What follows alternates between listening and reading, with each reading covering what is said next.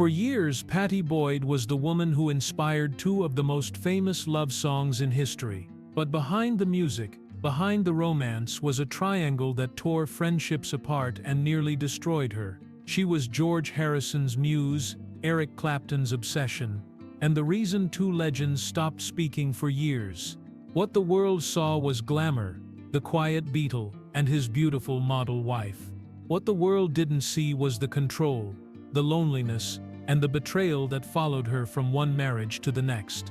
While the world adored her as the face of the 60s, Pattie was watching her private life crumble in ways no one could imagine. Now, decades later, Pattie has finally spoken with a clarity that only time allows. And what she revealed about George Harrison's double life, Eric Clapton's obsession, and the love that nearly broke her spirit has left even her closest friends stunned.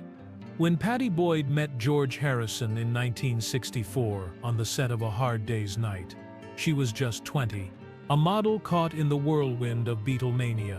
George, quiet and spiritual, seemed nothing like the wild rock stars she'd been warned about.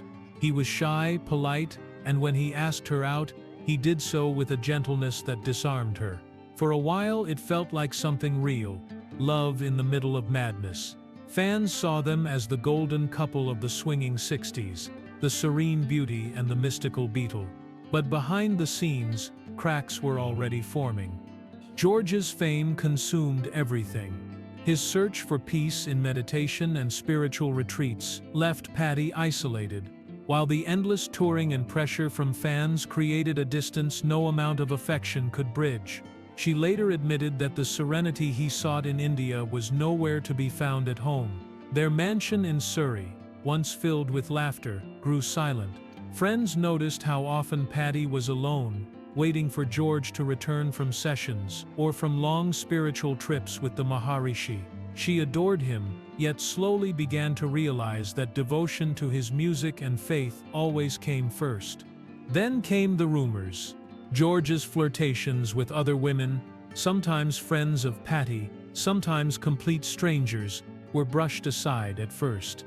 But the whispers grew louder, especially when he began spending time with Maureen Starkey, Ringo Starr's wife. It was one betrayal Pattie couldn't ignore. What started as innocent companionship became something far more intimate, and the truth reached Pattie in the cruelest way possible, through friends who had seen it for themselves. When she confronted George, he didn't deny it. That moment, she later reflected, marked the beginning of the end. The irony was painful. While George sought spiritual purity, his private life was tangled in deceit. Pattie tried to forgive him, to hold on to the man she had fallen in love with. But something in her broke. The woman who had inspired Something, one of the most romantic songs ever written, was now living with the reality that love had turned to loneliness. And that was when Eric Clapton entered her life, and everything changed forever. Eric Clapton had been a friend of George's for years. He'd visited their home, shared dinners, jammed in the same rooms where Pattie sat quietly on the sidelines. To George, he was a brother in music. To Pattie, he was another part of that glamorous world she had married into, intense, unpredictable, brilliant. Yet beneath that friendship, something dangerous was building. Eric fell in love with Pattie almost instantly, not with the idea of her but with the very real woman who seemed trapped inside a golden cage. He began writing songs about her long before she even knew it. Layla wasn't just a hit, it was a confession, a cry of obsession, from a man who wanted what he could not have. Pattie was torn between loyalty and fascination. George was distant, detached, always searching for meaning somewhere else, while Eric made her feel seen, desired, alive again. The two men's friendship became a stage for silent rivalry, one that would soon erupt into open betrayal. Eric's letters grew more desperate. His music became darker. He told Pattie he would rather destroy himself than live without her. And in many ways he almost did. When Pattie rejected his advances, Eric spiraled. His heroin addiction worsened. His music grew haunted, and his obsession consumed him. Even then George knew he wasn't blind. There were parties where the tension between them was unbearable.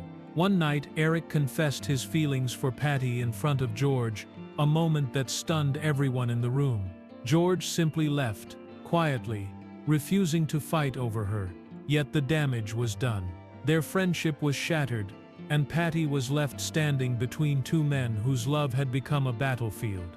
By the early 1970s, her marriage to George was collapsing completely. The spiritual peace he had sought had turned into indifference. He was now openly involved with other women, and the affair with Ringo's wife Maureen was no longer a secret. Pattie, broken and disillusioned, finally gave in to what had been pulling at her for years. She left George and walked straight into Eric's arms. But what began as passion quickly became another kind of prison. Eric had won the woman he'd longed for, yet he couldn't let go of the demons that came with her. His addictions deepened, his jealousy grew uncontrollable, and for Pattie, the fairy tale of being loved beyond reason turned into another storm she couldn't escape. Only now, years later, does she admit that the price of that love triangle was far greater than anyone imagined. When Pattie Boyd finally married Eric Clapton in 1979, the headlines called it the greatest love story in rock history. The woman who had once inspired something was now the muse behind Layla and Wonderful Tonight. To the world it looked like destiny, love that had survived scandal, heartbreak, and years of longing. But what no one saw was that Pattie was stepping from one emotional cage into another, and this time, there would be no illusion of peace to protect her. Eric's obsession, the very thing that had drawn her in, quickly turned destructive. He drank heavily, used drugs constantly, and demanded Pattie's attention in ways that left her drained. The man who had written about eternal love could also disappear for days on end, returning angry, paranoid, or silent. Friends who visited the couple's home described a coldness that hung in the air. The walls were filled with music history, guitars, and gold records, yet the love inside was already dying. Pattie would later confess that she spent much of that marriage feeling invisible again, this time not because of neglect, but because of chaos. Eric's addictions ruled every aspect of their life together. His jealousy of George never truly faded, and his insecurities often turned cruel. He wanted Pattie to belong entirely to him, yet he couldn't give her stability or trust in return. There were nights when arguments erupted into tears, then silence, then more apologies that meant nothing the next day. The house that once echoed with laughter and musicians had become a place she barely recognized. Pattie tried to help him, tried to save what little love remained, but she was exhausted by the cycle. Behind the glamour of the music industry, their marriage became a study in how love can curdle when passion turns possessive. Eric's fame, his talent, his demons, they all collided in one tragic loop that left Pattie yearning for escape.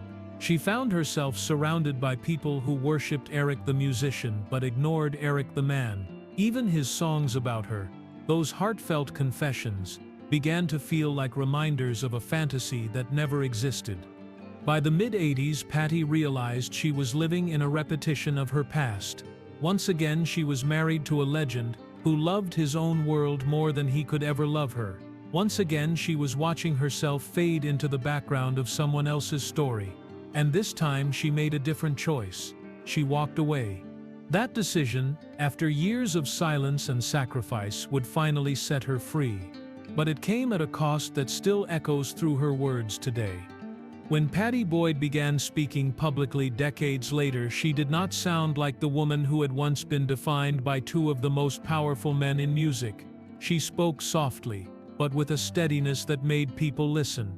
She had been silent for so long, partly out of loyalty, partly out of fear of being misunderstood.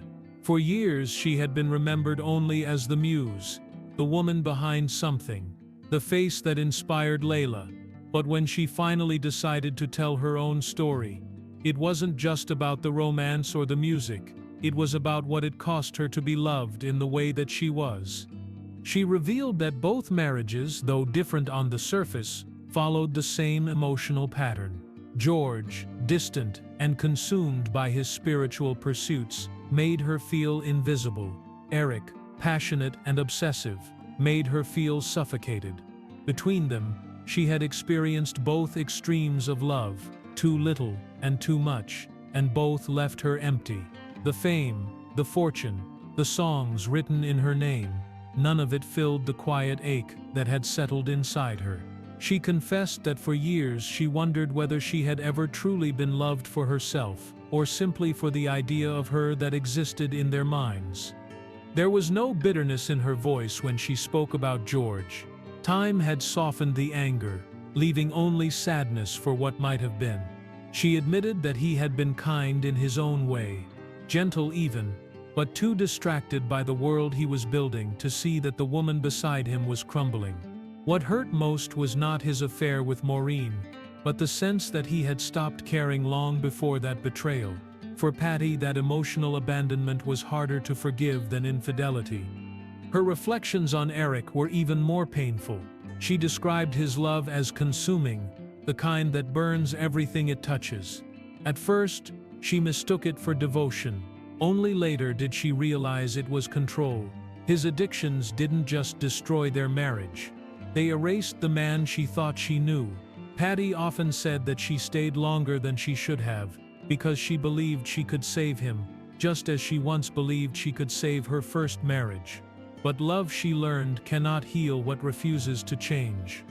Even as she shared her memories, she refused to vilify either man. She spoke instead about her own complicity, how she lost herself trying to please them both, how she mistook attention for affection. She said that being seen as a muse was flattering at first, but over time, it became a trap. It allowed others to define her while she slowly disappeared behind their art. And yet, when she spoke those words, there was a glimmer of peace, the kind that comes only when the silence is finally broken and the past no longer holds its power. After she left Eric Clapton, Pattie Boyd disappeared from the public eye for a long time. The headlines faded, the tabloids moved on, and for the first time since she was a teenager, she was simply herself. Not someone's wife, not someone's muse. It took years for her to untangle who that person even was. She had lived her entire adult life surrounded by men who defined eras, men whose art reshaped culture. But what no one saw was the quiet woman behind them, trying to survive in a world that worshipped her beauty, but never asked what it cost to live in its shadow. Freedom at first felt strange. There were no more endless recording sessions, no lavish parties, no musicians fighting over her. Instead, there was stillness. She moved into her own home, surrounded herself with photography, and began to rebuild her identity one frame at a time. The camera that once captured her now became her tool to capture others. For Pattie, it was healing, to look through a lens and create something that was hers alone. In her photography, she found a kind of peace that music and fame had never given her. Over time, she also made peace with the two men who had defined so much of her story. When George Harrison died in 2001, Pattie was there among the mourners. Her grief was real, not for the man who had betrayed her, but for the friend he became again in his later years.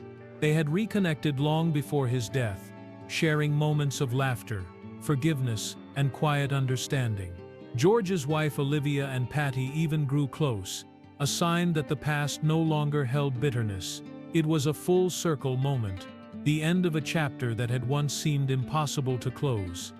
As for Eric Clapton, their relationship after divorce was distant but polite. He later admitted his regrets, his failures, and the pain he had caused. Pattie, for her part, didn't seek revenge or validation. She understood that both men had loved her in the only ways they knew how, imperfectly, intensely, destructively. But by finally telling her story, she reclaimed the narrative they had written for her. She was no longer the silent muse who inspired two masterpieces. She was the woman who lived through them. In later years, Pattie spoke about finding love again, quieter and gentler this time, with a man who saw her not as a symbol but as a person. Her laughter returned, her confidence bloomed, and she finally allowed herself to remember her past without pain. She once said that she didn't regret loving George or Eric, she regretted forgetting herself in the process. That, more than anything, was her real revelation, that love without self-respect isn't devotion, it's disappearance. And when Pattie Boyd finally broke her silence, she didn't just tell a story of scandal, she told the story of survival. When history remembers Pattie Boyd, it often does so through the voices of the men who loved her, or thought they did. George Harrison turned her heartbreak into something sacred. Eric Clapton turned his obsession into one of rock's most tortured anthems. But what Pattie revealed when she finally broke her silence was that the greatest story wasn't theirs at all, it was hers. She had lived through two of the most famous marriages in music history, and survived both. She had been worshipped, betrayed, written about, and photographed until the world thought it knew her. Yet the truth was far more complicated. A woman trying to hold on to herself, while the men around her were consumed by fame, faith, and addiction. In the end, Pattie wasn't just the muse, she was the mirror, reflecting the light and darkness of an entire era. Her words today carry the weight of someone who has seen what love can do when it turns inward, when it becomes possession, or silence, or self-sacrifice. She does not speak with anger anymore, but with hard-won understanding. For her, the real triumph wasn't in inspiring songs that defined generations. It was in finding her voice after decades of being defined by others. And maybe that's why her story still captivates people today. Because beneath the fame, the heartbreak, and the betrayal, Pattie Boyd reminds us that even in a world built on other people's music, there's still room to write your own melody. For more emotional stories, check out this video.